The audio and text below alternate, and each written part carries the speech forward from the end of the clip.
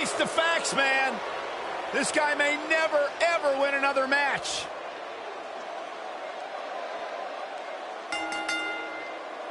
The following contest is a Falls Count Anywhere match.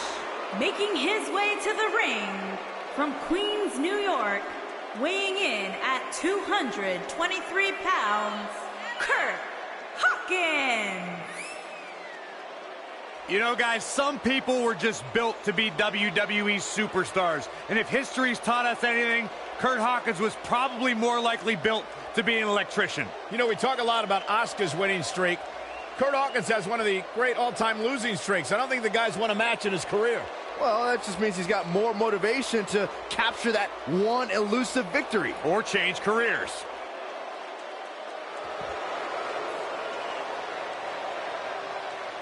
Curt Hawkins is 0 for the century. Who cares? Byron, why does Hawkins carry that stick? He's probably going to get his leg broken in a short period of time.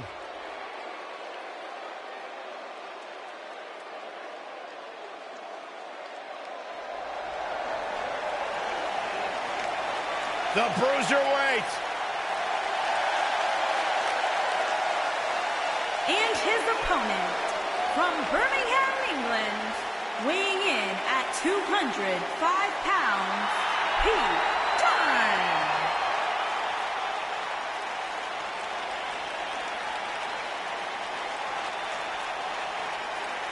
Burst on the scene with the likes of Tyler Bate, who was the first ever United Kingdom champion, and Trent Seven to form British style, but he's now moved up on his own and becoming a superstar who derives as much pleasure from hurting their opponent as Pete Dunne does. Well, Pete Dunne has earned the right to have a reputation that precedes him as one of the most feared superstars in all of WWE.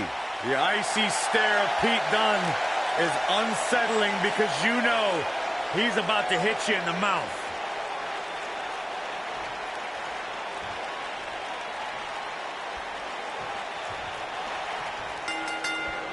And we're underway.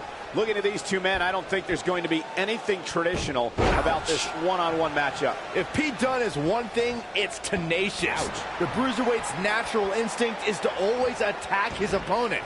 The assaults that follow are devastating to a superstar's well-being. Forget about winning or losing the match. Yeah, Pete Dunne's finisher is appropriately named, Saxton. When a superstar gets dropped with the bitter end, they are not getting up.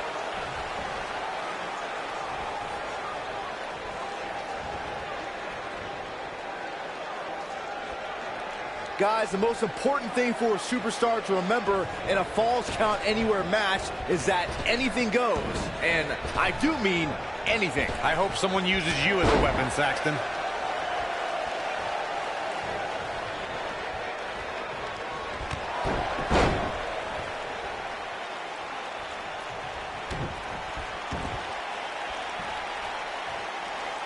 As Byron mentioned, anything goes in this one, which means we're likely to see a liberal use of weaponry here tonight. Yeah, keep in mind, Cole, the fact that there's no disqualification also means that anybody can interfere, and there's nothing you can do about it.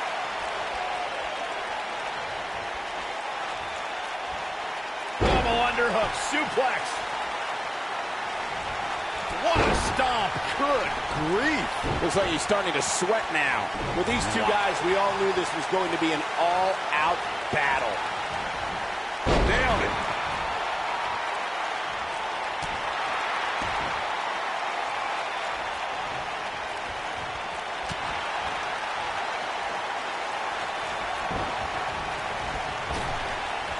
Drop down. Drop down. Real quick, in case we have any newbies watching, a Falls Count Anywhere match means that this contest can literally end anywhere. Simple, right? Even Saxton can understand those rules.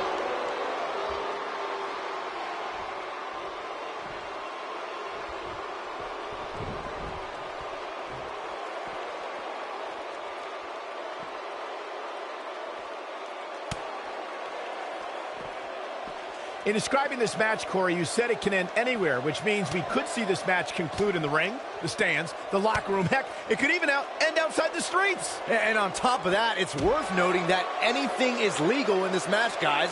The only rule is there are no rules. Beautiful technique.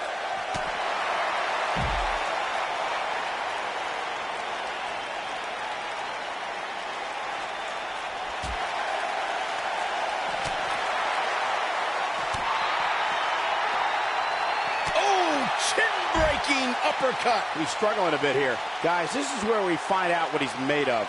Oh, man, his chances are dwindling quickly. He's just taken on so much punishment.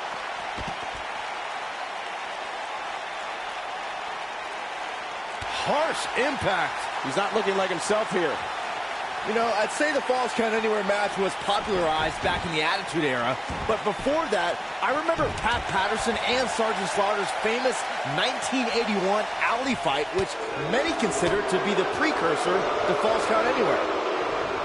Low blow! That hurt me!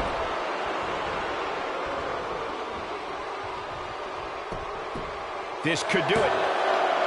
This one's not over yet. The bruiserweight Pete Dunne still has some fight left, which means trouble for his opponent. Ooh, what impact. Oh, man, what a strike. A drop kick in the corner. Perfectly executed. And here's a cover. And Dunne quickly kicks out. What a kick out. Oh, boy, he is rolling. I'd say every superstar remembers their first match on Raw, but for Pete Dunne, Byron, his first match has a little extra special meaning as it took place in his home country of England. Well, not only that, Michael, but Pete Dunne also walked away from that match with a decisive victory over the WWE Cruiserweight Champion at the time. Pretty impressive, if you ask me. He's in a little bit of trouble now. We already established that Pete Dunne was successful in his first Raw match, but to me, the biggest takeaway from that was that the 23-year-old didn't exhibit an ounce of nervousness in front of a sellout crowd of nearly 15,000 in his home country on a big show like Monday Night Raw. That's because Dunne oozes confidence. He was dominant that night because he knows it's just a matter of time before he'll be back on Raw and in the main event. Going for X-Plex, man! Now he's got to capitalize. Well, guys, the referee should have it relatively easy here tonight because, as you know, in a we've arrived. It's about time for the bitter end. Is that enough for the win? Pete Dunne with the victory. Big win for the bruiserweight. These superstars put on quite a show. Here's another look.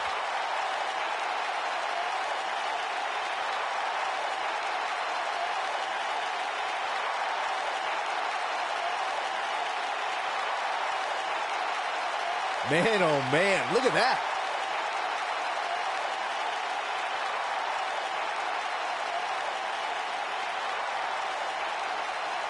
He's getting it done here. And this is how he ended it.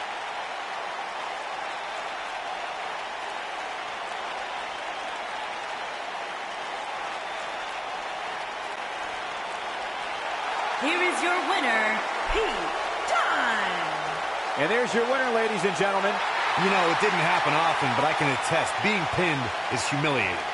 It'll be interesting to see the fallout following this big singles win here tonight.